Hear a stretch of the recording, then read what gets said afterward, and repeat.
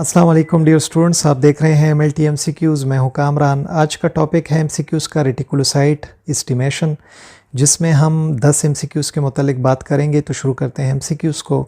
जो पहला MCQ है उसमें पूछा जा रहा है कि रेटिकुलोसाइट जो है ये किस किस्म का रेड सेल होता है। ऑप्शंस हैं इमेच्योर होता है, मेच्योर होता है, या ये टूटा हुआ रेड ब्लड सेल होता है, या फिर ये ऊपर तीनों बताए गए ऑप्शंस दुरुस्त हैं। तो जो सही जवाब है वो है option number 1, reticulocyte immature red cells होते हैं। जो दूसरा MCQ है उसमें पूछा जा रहा है कि जो रेटिकुलोसाइट्स होते हैं तो उसमें तार की मानंद थ्रेड लाइक स्ट्रक्चर उसमें होते हैं साइटोप्लाज्म के अंदर। उसको क्या कहा जाता है, उन थ्रेड्स में किस चीज़ की मौजूदगी होती है। ऑप्शंस हैं DNA होता है वो, RNA होता है, प्लाज्मिड होता है वो, या फिर माइटोकॉन्ड्रिया होता है वो। तो जो सही जवाब है वो है ऑप्शन नंबर 2, ये RNA होते हैं। जो MCQ नंबर 3 है उसमें पूछा जा रहा है कि जो RNA होता है रेटिकुलोसाइट के अंदर, उसकी एक ये खासियत है कि वो रिएक्ट करता है। रिएक्शन उसका आता है कुछ रंगों के साथ, कुछ डाइस के साथ, जैसे कि ब्रिलियंट क्रिसाइल ब्लू हो गया या फिर न्यू मिथाइलिन ब्लू हो गया, जिसकी मदद से ये एक प्रिसिपिटेट बनाता है। और ग्रेन्यूल्स और जो फिलामेंट्स हैं तो वो एक ख़ास किस्म का रंग ले लेते हैं। तो ये ऑप्शन आपने बताना है ऑप्शंस में से जो दुरुस्त हो। तो जो ऑप्शन है वो है सब्ज़ रंग का, सफ़ेद रंग का, येलो रंग का, या फिर नीले रंग का। तो किस तरह का रंग ले लेते हैं ये रेटिकुलोसाइट का जो RNA होता है। तो जो सही जवाब है वो है ऑप्शन नंबर 4, ये हमें ब्लू कलर के नज़र आते हैं माइक्रोस्कोप के नीचे। जो चौथा MCQ है उसमें पूछा जा रहा है कि जो नंबर हैं रेटिकुलोसाइट के पेरिफेरल ब्लड स्मेयर में या पेरिफेरल ब्लड में, तो ये हमें किस चीज़ की एक्टिविटी के मुतालिक बताते हैं। अगर रेटिकुलोसाइट हमारे पास खून में मौजूद हैं तो इनके नंबर से, इनकी तादाद से हमें किस चीज़ का पता लगता है। ऑप्शंस हैं हमें ल्यूकोसाइट्स का पता चलता है, इससे प्लेटलेट्स का पता चलता है, एरिथ्रोसाइटिक एक्टिविटी का पता चलता है, या फिर ऊपर तीनों बताए गए ऑप्शंस गलत हैं। तो जो सही जवाब है वो है ऑप्शन नंबर 3, यानी अगर रेटिकुलोसाइट खून में मौजूद हैं तो इससे हमें रेड ब्लड सेल की एक्टिविटी, एरिथ्रोसाइटिक एक्टिविटी का पता चलता है कि रेड ब्लड सेल्स ठीक तरह से बन रहे हैं या नहीं। जो पांचवा MCQ है उसमें पूछा जा रहा है कि जो रेटिकुलोसाइट काउंटिंग है उसके लिए हम EDTA या कौन सा दूसरा ब्लड इस्तेमाल कर सकते हैं।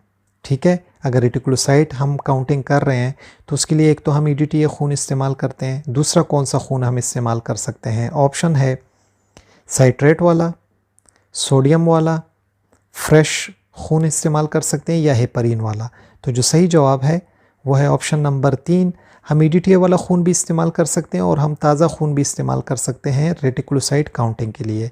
जो छठा MCQ है उसमें पूछा जा रहा है कि जो रेटिकुलोसाइट एस्टिमेशन है तो उसके लिए हमें इंक्यूबेशन की ज़रूरत होती है 37 सेंटीग्रेड पर, यानी इसके बगैर 37 सेंटीग्रेड के बगैर हम रेटिकुलोसाइट एस्टिमेशन नहीं कर सकते। क्या ये बात दुरुस्त है या गलत है? तो जो सही जवाब है वो है बिल्कुल ये बात दुरुस्त है कि रेटिकुलोसाइट एस्टिमेशन के लिए हमें 37 सेंटीग्रेड की ज़रूरत होती है, जिसमें हम उस ट्यूब को रखते हैं और उसके बाद स्लाइड को हम बनाते हैं।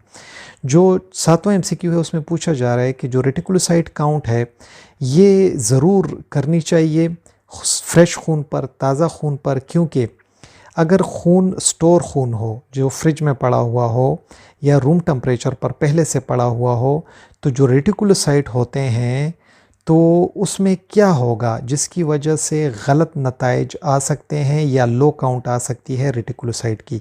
तो जो ऑप्शंस हैं वो है मेच्योर हो जाते हैं ये, या ये मर जाते हैं, या ये एक्सपायर हो जाते हैं, या फिर ये छोटे हो जाते हैं। तो जो सही जवाब है वो है ऑप्शन नंबर 1, ये मैच्योर हो जाते हैं। तो इसलिए रेटिकुलोसाइट का जो टेस्ट है तो वो ताज़ा खून से ही करना चाहिए।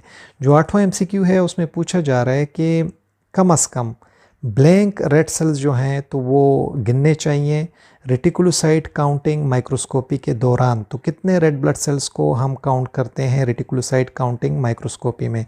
ऑप्शंस हैं 1000, 5000, 3000 या फिर 7000। तो जो सही जवाब है वो है option number 1000 red blood cell को ज़रूर काउंट करना चाहिए रेटिकुलोसाइट काउंटिंग माइक्रोस्कोपी में। जो 9वां एमसीक्यू है उसमें पूछा जा रहा है कि जो बच्चे होते हैं तो उसमें नॉर्मल रेंज रेटिकुलोसाइट की कितनी होती है। जो माँ का दूध पीते हैं उन बच्चों में रेटिकुलोसाइट काउंट कितनी % नॉर्मल होती है। ऑप्शंस हैं 10 से 12%, 2 से 6%, 7 से 8% या फिर 1%। तो जो सही जवाब है वो है ऑप्शन नंबर 2 से 6% इन बच्चों में नॉर्मल रेटिकुलोसाइट काउंट होता है। जो आखिरी एमसीक्यू है उसमें पूछा जा रहा है कि जो बड़े हजरात होते हैं, एडल्ट्स होते हैं, तो उसमें नॉर्मल रेंज रेटिकुलोसाइट का कितना होता है। तो जो ऑप्शंस हैं वो है 0.2 से 2% तक, 2 से 6% तक, 7 से 8% तक या फिर 1% तक। तो जो सही जवाब है वो है ऑप्शन नंबर 1। बड़े हजरात में, बड़े लोगों में जो रेटिकुलोसाइट काउंट होती है वो 0.2 से 2% तक नॉर्मल होती है। बहुत ज़्यादा शुक्रिया MLT MCQs देखने के लिए। वीडियो को पसंद किया हो तो वीडियो को लाइक करें, अपने दोस्तों के साथ शेयर करें। अपना ढेर सारा ख्याल रखें। अल्लाह हाफिज़।